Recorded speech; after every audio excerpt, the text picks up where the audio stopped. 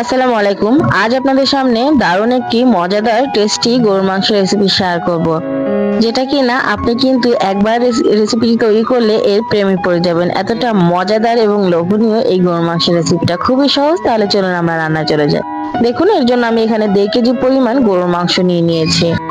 আর এখন আমি এটাকে মেরিনেট করে নেব। এর জন্য আমি 1.5 চামচ আদার পেস্ট, 1.5 চামচ রসুনের পেস্ট, 1 চামচ উঁচু করে জিরার পেস্ট নিয়ে নিয়েছি। আর দিয়ে দিচ্ছি 1 চামচ পেঁয়াজের পেস্ট, উঁচু করে 1 চামচ পেঁয়াজের পেস্ট দিয়েছি।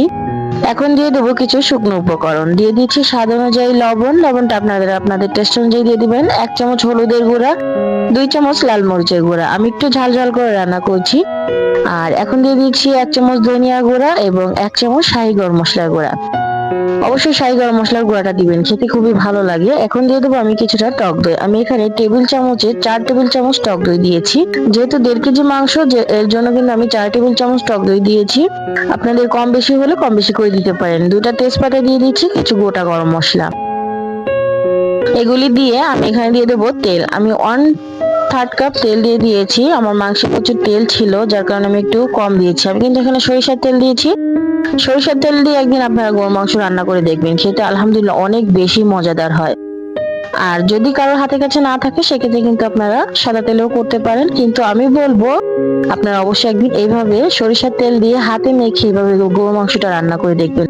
আলহামদুলিল্লাহ আপনাদের কাছে অনেক ভালো লাগবে। যখন মাংসটা বেশ এইরকম একটু মাখানো হয়ে যাবে, তখন আমি এই পর্যায়ে দেবো পেঁয়াজ কুচি। আমি এখানে 1 কাপ পরিমাণ পেঁয়াজ কুচি দিয়েছি। আর আমি কিন্তু এখানে মাছ পর্যায়ে, যখন মাখানোর মাছ পর্যায়ে হয়েছে, তখন দিয়ে আবারও ভালো করে মেখে নিচ্ছি। এখন এখানে মেখে আমি 30 মিনিটের মতো রেস্টে রাখবো। আপনাদের হাতে যদি সময় থাকে, সেক্ষেত্রে কিন্তু আপনারা একটু বেশি সময় রেস্টে রাখতে পারেন। 30 মিনিট পর দেখুন আমি এখানে কিছু কাঁচামরিচ দিয়ে দিচ্ছি। আর এখন চুলাটা আমি কিন্তু অন করে দিব। প্রথমে আমি চুলাটা হাই হিটে 5 থেকে 7 মিনিটের মতো রান্না করে নিব। দেখুন 5-7 মিনিটের মধ্যেই কিন্তু এটাতে বলক চলে এসেছে আর মাংস থেকে কিন্তু পানি ছাড়তে শুরু করে দিয়েছে। এখন যেটা করব, আমি একটুখানি নেড়ে চেড়ে আবারও ঢাকনা দিয়ে ঢেকে এটাকে আরো 5 থেকে 7 মিনিট মিডিয়াম হিটে রান্না করব। প্রথমে হাই হিটে 5 থেকে 7 মিনিট করেছি, এখন মিডিয়াম হিটে রান্না করব। এতে করে মাংস থেকে কিন্তু আরো প্রচুর পরিমাণে পানি ছাড়বে। দেখুন অনেকটা পরিমাণে পানি ছেড়ে দিয়েছে। আজকে কিন্তু আমি মাংসে একদমই কোনো রকম পানি ব্যবহার করব না। জাস্ট মাংসের যে পানিটা বের হয়েছে, এই পানিটা দিয়ে কিন্তু আমি মাংসটা সেদ্ধ করব।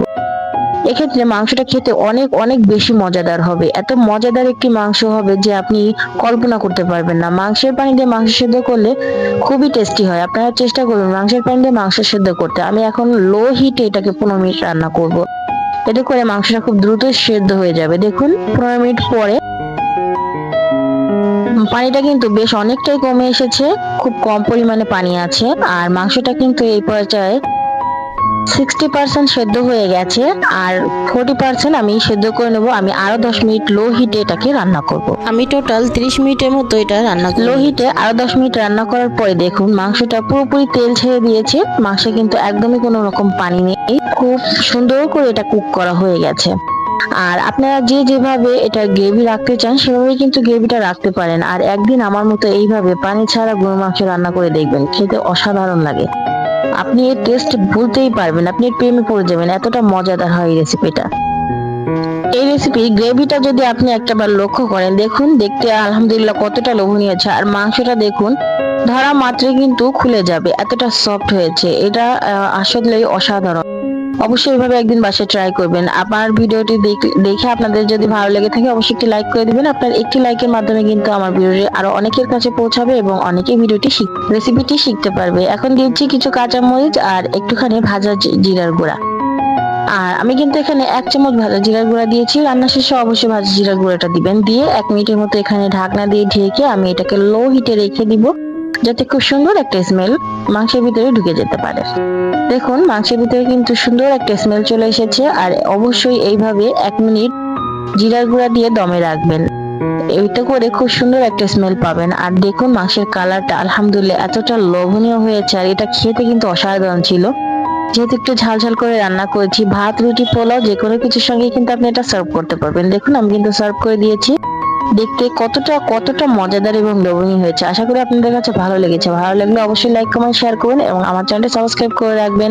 সবাই ভালো থাকবেন, সুস্থ থাকবেন। আসসালামু আলাইকুম।